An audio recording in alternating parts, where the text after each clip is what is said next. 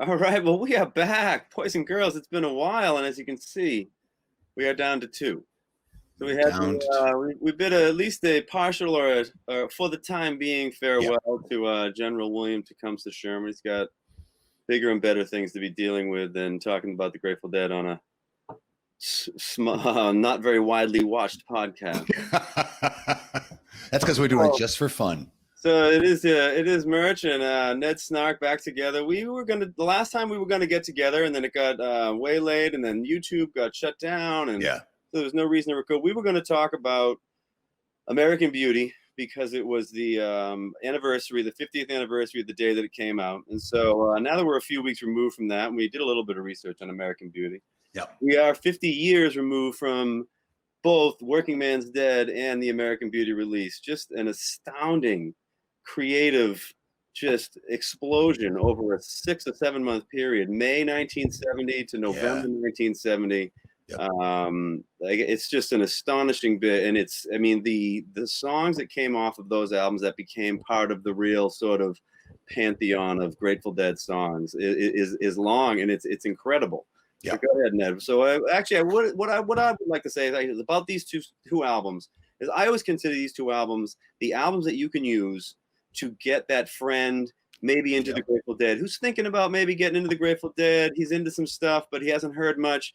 It's not, these guys get into the songs here. The singing is as good as they can sing across the board. Peak. Production, the songwriting is they got away from that live thing.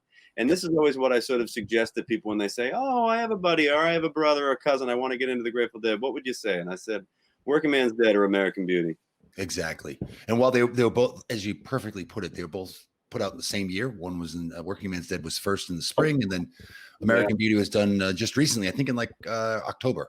There was all the surplus material from Working Man's Dead. I think so. That they were able to put this together, as well as, and they left some other stuff off too. But what's really great behind the scenes and how this came about was the Dead were with Warner Brothers, and it was there. And by the way, the Dead were the only Warner Brothers like psychedelic band that they signed. Everyone else had been signed, Jefferson Airplane, and they were all signed way earlier.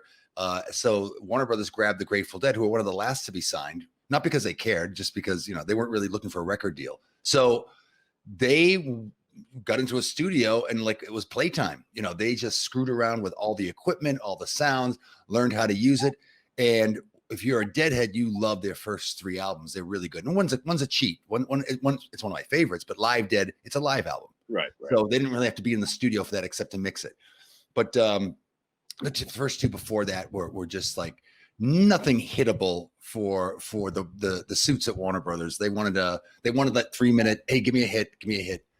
They end up owing. Moxowell, right? They may have been able to sneak China. Sure. Maybe, it was probably in the 4-minute range, but yeah, they were, all they wanted to do was create that live thing, right? Yep. When they were first recording. They wanted to use all the tricks and all the things that they could do and the backward sounds and the multi-tracking, and they, and it was that and admittedly, that was what they were looking to do, was sort of create, because they felt like they were a live dance band, and right. That's what they were trying to create. Correct. And it didn't fit into what Warner Bros. Was hoping for, was at the time, 2.5-minute 45s with an A side and a B side, and one of the sides hopefully will be a hit. Nope, didn't happen. They ended up owing a lot of money to Warner Brothers for all the studio time and the poor sales. In the meantime, they their manager, Mickey Hart's father, had the Reverend Bob Hart, I think his name was. Turns out he was stealing them, robbing from them blind. So they brought in, my mind just went blank. What the hell's his name? The English manager from the Rolling Stones, who just got kind of kicked off the Rolling Stones after Altamont. It wasn't his fault. And he hung out with Jerry and started talking business. And he kind of organized the Dead and said, look, you want to make money back, or you want to pay them back, you got to do a decent album, number one, and you got to do some road shows. So, some tours to generate the revenue. So he set up the tours. This time the Dead went into the studio with songs already written and prepared. There's going to be no screwing around. Stripped down version, and pedal steel guitar, a real Bakersfield sound that they were all in love with at the time. So that was Working Man's Dead, which if you listen to it and you never heard of the Grateful Dead before, you think it's a country album. You right? would actually, wouldn't you know? I mean, I guess Uncle John's band maybe isn't super country, but right when we get to High Time, Dire Wolf, Oh yeah, Cumberland Blues, I mean, Cumberland Blues would stand up against any of those country oh yeah, songs that came out in the 70s. yeah, And that's what those guys were listening to. And that's what, but they just wrote, that was just a Garcia Hunter masterpiece. correct. That entire album was written by those guys. They just came in and sort of imposed their will and said, these are the songs. This is what we're doing. This is how we're recording it. And they had become friendly with Crosby, Stills and Nash at that point. Yes, yes, they had. And so Jerry was saying that much of the sound there, much of the singing came from hanging out with those guys because Right. they finally had this sort of saw the light and saw that the voice can actually be something. And it's not just this sort of conduit to kind of get to the jam. It's actually, it's an integral piece of it. And it can be this beautiful piece, especially when all of them work together. And so that was really at the height of their singing ability, like these two albums. And they were in the studio at the same time, and there was a lot of cross pollination. So the way David Crosby describes it is, we helped show the Grateful Dead how to sing, not by teaching them, but they watched us in the studio and how we harmonize. But we learned how to play by watching them. And actually, Jerry sits in on Teach Your Children. That's his guitar on the Crosby, Stills and Nash hit. So there was a lot of going back and forth and sharing of resources. So it worked out perfectly because, as you said at the top, Merch, they never sounded better. Their harmonies were perfect. Yep. They really worked on the singing, which they really didn't have. No, by 73, they were like, okay, we're done with that. And they never bothered caring about it really live. But yeah, it was nice about these albums. There was a stretch of albums there where they were they had gotten good at singing. They realized that it was an important piece of it and that they bothered to spend some time, and Phil did his part and Bobby did his part. And this was before Phil got all sort of weird and kind of like he sings now. He was much better. But he never had a strong voice though, right? No. I was surprised to read that this album was voted by Rolling Stone readers, Working Men's Dead, as the best album of 1970.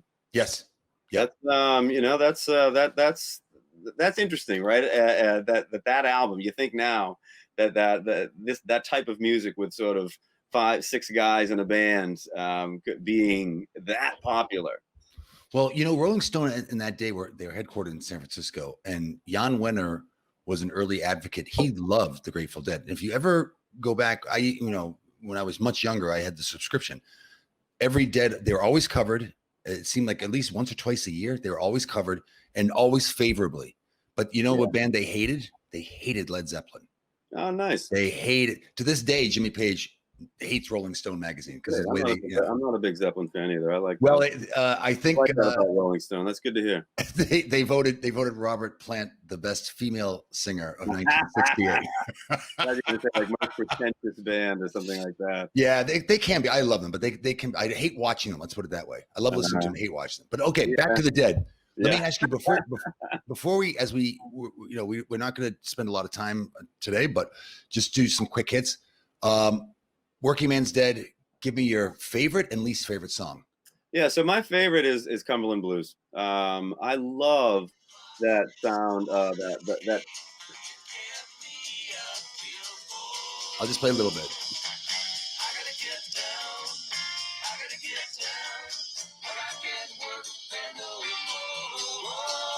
Just what you said, perfect harmonization. So I love that Phil sound as he comes in the beginning, boom, ba-doom, boom, boom, ba-doom, boom. It makes that song for me is just Uncle John's Band's the easy one, right? Because it's such a great song. But now Cumberland Blues for me, I listened to that. So I listened to this album for the first time actually as a vinyl, and me too. Listened to the first 4 songs, and it was Uncle John's and High Time, Dire Wolf, and New Speedway Boogie, and I was, oh my God, these are great, and I'm loving this. Flip it over, and all of a sudden that song starts, and I was like, wow, what is this? Correct. And then my least favorite actually is probably High Time. Really? Yeah. So I don't feel that way about High Time because there's no song I don't like. It's a matter to me of which song do you like the least. Sure. So, and I think it's a great song. Yeah. And I find myself like I'll be humming this song a lot. I don't know why. Yeah. So Jerry was a sucker for the slow, sad song, man, and I am not a sucker for the slow, sad song. So No. Now, my favorite song, and it's one of my favorite Dead songs. One because it's on this album, but it really doesn't belong on the album. It's not a country song. Number two, it's directly related to an event it was their appearance at Altamont. And another reason is it's rare that they ever played it in concert. They never played it, I think, after 73. But wow. my favorite is New Speedway Boogie. Yeah, that's great. You know, I was reading actually as I was checking up on the it was Uncle John's Band was the A side, New Speedway Boogie was the B side on the 45. Yep. This was when I was first introduced to the Dead and this album was put on. I liked it all, but with this song, the beat just grabbed me and never let me go for love this song. And I have to say the song, and again, I'm not going to say I don't like it. I did like my least favorite, like number 8 of the 8 songs that are on here was Black Peter. Yeah, I'll give you that. Absolutely. Which is a great song. Peter, a high time for me. Unfortunately, Black Peter, I've not really heard a live version I've liked. So I like the studio. So when I started going to see them, I went to see them in Worcester, and I think this was in '85, and it might not have been '85. We might have been up in '87 at this point. And the first night they played Black Peter. The second night they played Black Peter, which was just shocking, right? And so then we're going in the third night, and I'm with my buddies, and then this grizzled old deadhead is in front of us, and we're just talking to him. And I'm like, "Hey, you think they'll play Black Peter tonight?" He's like, "They better fucking not."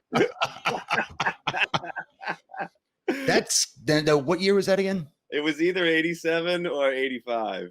That's interesting because they usually don't play. Oh, never, right? That's the only time I've ever seen that. Yeah. It was I think they just sort of drifted into it, and Jerry started playing. They were like, "Man, well, what are you gonna do now?" You got to finish it. Yeah. So what's by the way, for those listening, there's a really great Grateful Dead podcast called the Good Old Grateful Deadcast, and they've been going through song by song for these 2 albums as well.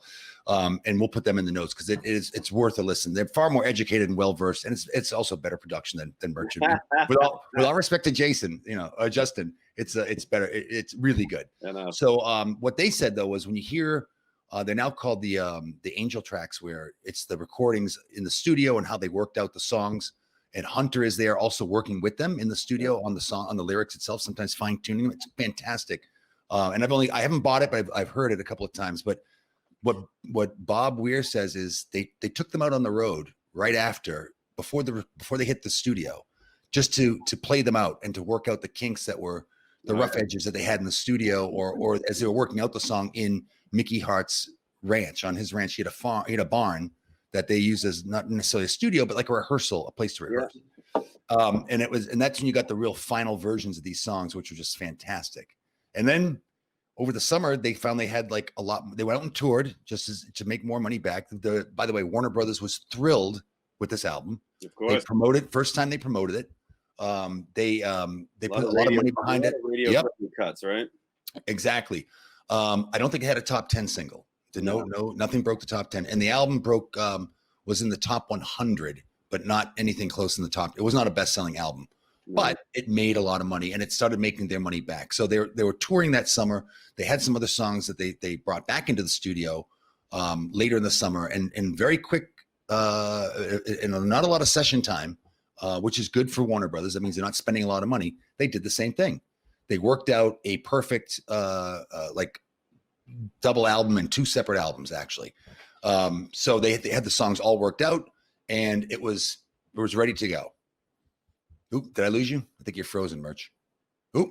There we go. Oh, there we go. Sorry, I was gonna have to vamp here for a minute. Yeah, looking, I lost you. But so just to get caught up, they ended up back in the studio with more finished songs for what became American Beauty. Right. But it was completely I'd be interested to hear your thoughts. To me, it's a completely different album. It's more, right? It's not as country. It's a lot more, I don't want to say spiritual because that's not a right word, but it's more, they think about, it's deeper actually. Yeah, there's definitely, it's an electric album. So it's a little bit different that way. It is the album where all of the guys were part of it now. It wasn't just a Jerry and Hunter deal. Bobby wrote songs. Phil wrote a song. It was the only time that Pigpen wrote a song and sang a song on one of their albums. Yep.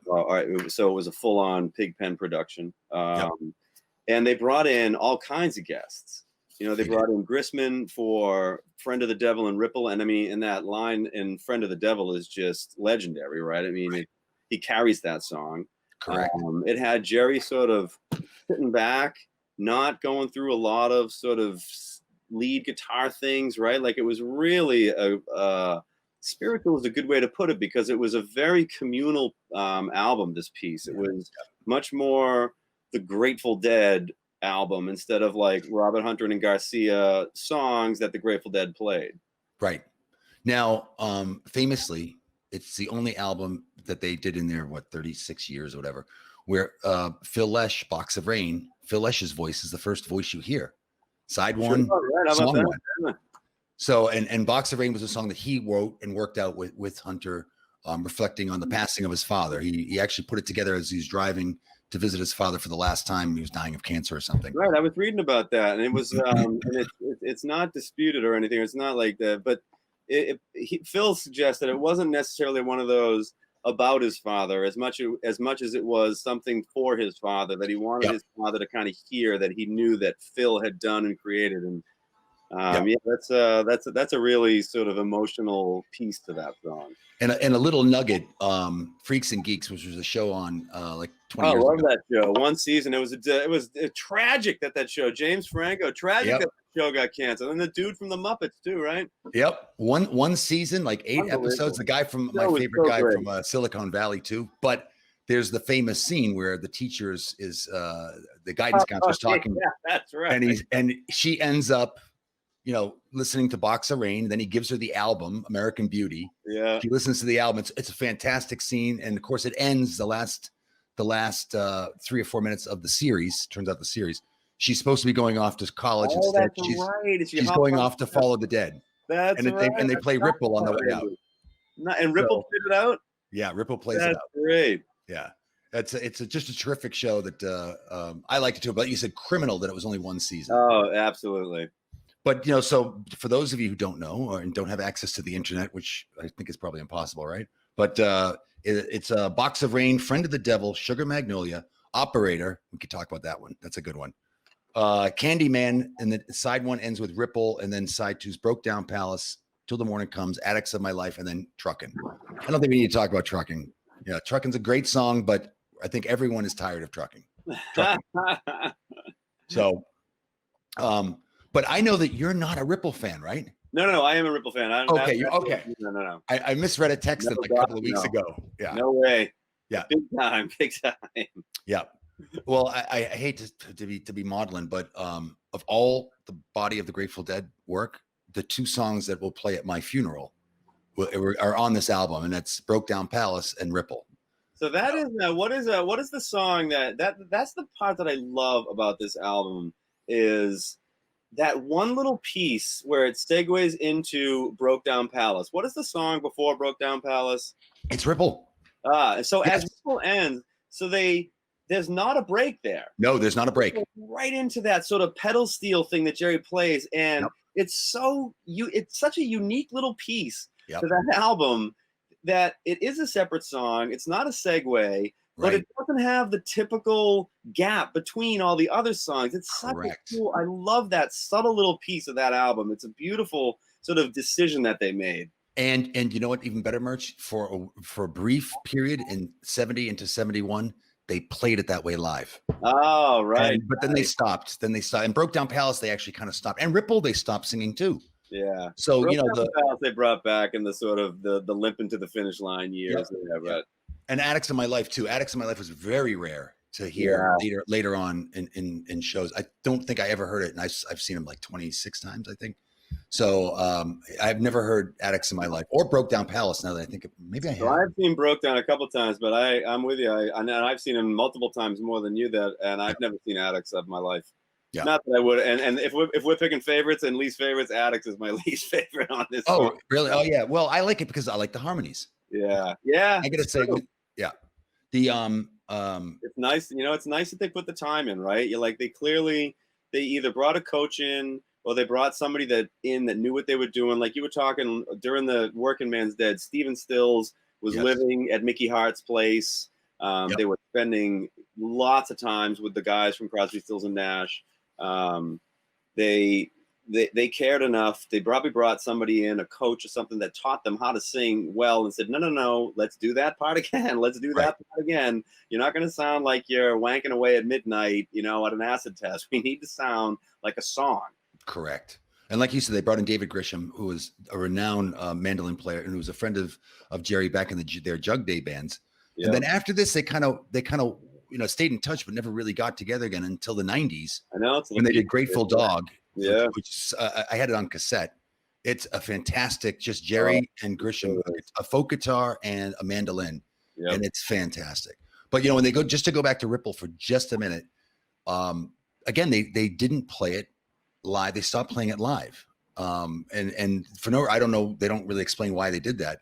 But the story is that there's two stories. So one is in like 78 or so, there was a kid who had a Make-A-Wish, or maybe it was a little later, and he requested Ripple. So, and I think it was in like Maryland or something. So the joke was that they were gonna do they were thinking about doing it for the kid. He's dying of cancer, of course, and but before the show, Bobby says to Jerry, he goes, "Yeah, I'll bet you $10 that you don't even know the words." And little did he know that Jerry Garcia band, Ripple, was a regular in the rotation. So he went out there and they killed it. But I think the last time they played it was like, maybe it was later, I'm thinking of, but it was 83 was the last time they played it live. That was it when you think about it. So they didn't really play it much. They did during the periods we talked about like a couple of weeks ago when we talked about the acoustic shows. They closed every acoustic set with Ripple, and then they stopped, and then they stopped playing it and only played it one or two more times. So, but it's one of my favorites. It's one of those, like, whenever I'm in church or something, you think, this Ripple would be perfect, in this environment. My daughter has a really cool, both my son and daughter had a really cool elementary school music teacher. And 4th grade, my daughter learned as a chorus Ripple.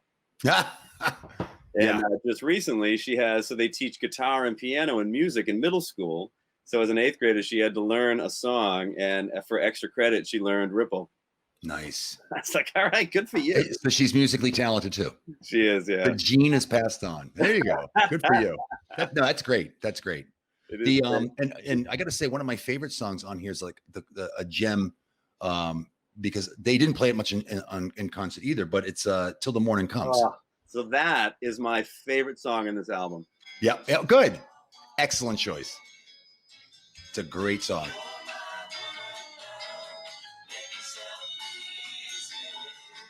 Oh my God, yeah, that song is so great. When that kicks in, boom. Yep. Yeah, I love it. They played that very much live, did they? The cold start. I love that. Absolutely. So Phil was always my favorite guy in the band.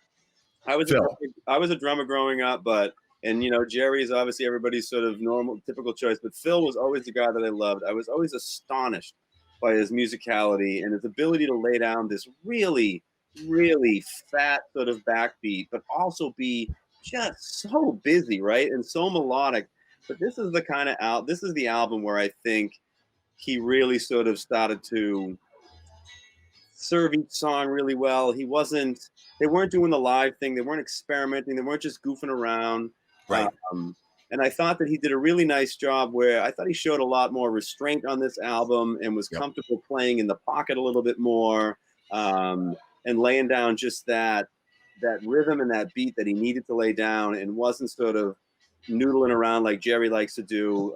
But see, I think this is it's testament to the album piece and the song piece versus the live piece. And well, you actually educated me early on in this, when we were doing these shows earlier, and how important the bass is, and what made Phil different. First of all, it was really he and Jerry, and then Bobby, right? They were, I think so. He brought in Bobby afterwards. Oh yes, Bobby was taking lessons from Jerry, so it was really Phil he pulled out. Yeah. And by the way, and I'm sorry, and Kreutzmann as well. Kreutzmann was one of the core members.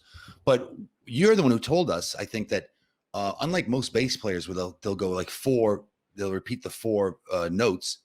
He can go up to 7, 8, Right. 10, 12. and when you think of how complex that is, and also to my non-trained musical ear, unlike yours, I often mistake Phil's bass for a guitar. Now it is a bass guitar, of course, but it's definitely not a rhythm guitar and it's not a lead guitar. And I'm like, oh, they got a third guitar in there. No, that's Phil pulling those bass strings. It's amazing what he would do.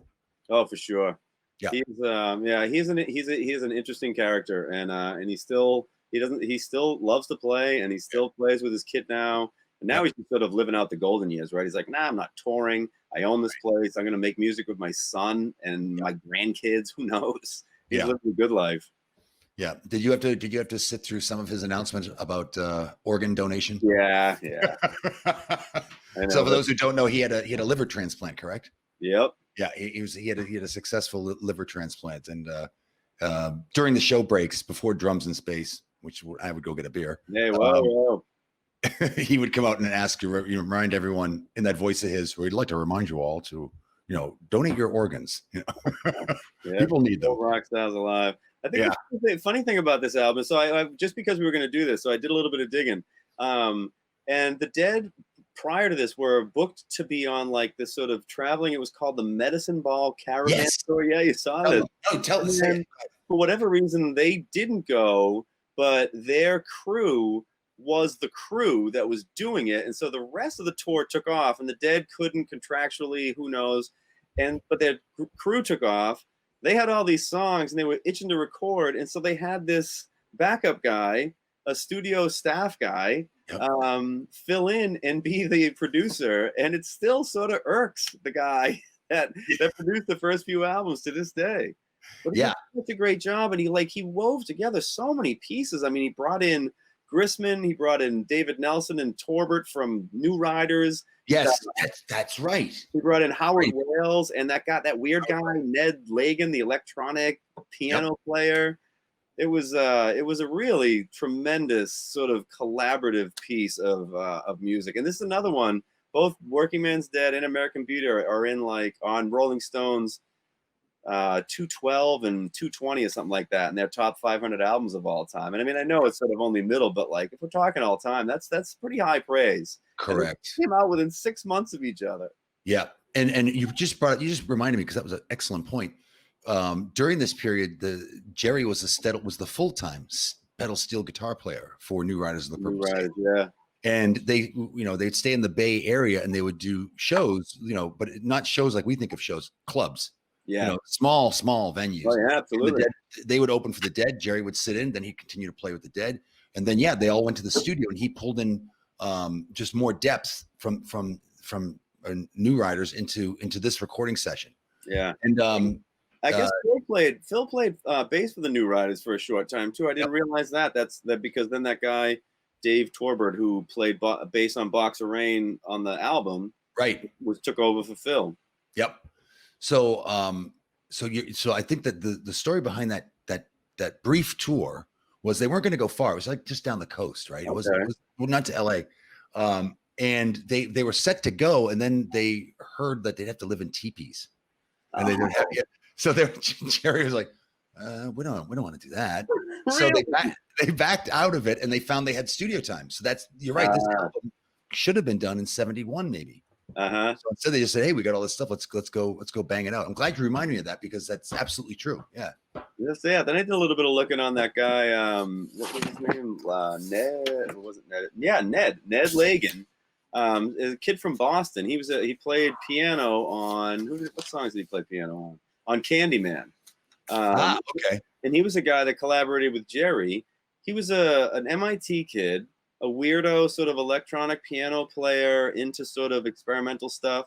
And he started corresponding with Jerry after the Boston Arc show in '69. No kidding. And Jerry sort of wrote back to him. And the next thing you know, they started collaborating. And then this guy, Ned, played on the album. Plus, he played a bunch of live shows with him in '74. And he's the guy that wrote Sea Stones. Are you familiar with that? No. It's just an electronic piece. He was sort of he was probably really into craft work and like early King Crimson and things like that. Maybe even like early Zappa. Those real sort of sound technician guys. And so he created this weirdo. So it really segued well with space. I know it's not your favorite piece, but he and Phil would do this crazy thing, and it was called Sea Stones. But it only hung around the band for a few years there. He was with the band in '74, and that was about it. But just some dude that was a fan and started to get in touch with Jerry, and Jerry liked what he read. Next thing you know. Well, even the other piano player you mentioned, Wales was his last name. I was just listening this morning doing some research, and he met up with Hunter and Garcia in '61. Wow. Like 9 years before this. Yeah. And their paths just kept, crossing, and he was a San Francisco guy, and they formed like an informal band that one of them, either Jerry or this guy, referred to as the Monday night band. Nice. So every Monday night they'd show up at this bar, I forget what it was, or club, small venues. And who was Jerry's bass player in Jerry Garcia band? John. Yeah. So they would just, the three of them and a drummer would just, like, for 6 to 8 months in that year, they just met every Monday and just played. Jerry did that till like the day he fucking died. I had buddies that lived out in San Francisco, and they were like, they've seen Jerry on stage 350 times because he would just show up and play all the time. He just liked playing music. Yep. He was always trying to play and find something different. That can be a future episode, actually, maybe the Jerry side projects, right? Like we can talk about favorite ones. Yeah, my favorite one is Legion of Mary is my favorite Jerry side project. Legion of Mary is great. See, that's like picking your favorite child. Exactly. Yeah. Mine, I loved, and I still have. I think I have it now. I bought it, but I had the album and the cassette was Jerry Garcia, Almost Acoustic. Oh yeah, that was great. Introduced me to all sorts of songs I never heard before, but I know they're established country songs. Right? Yeah.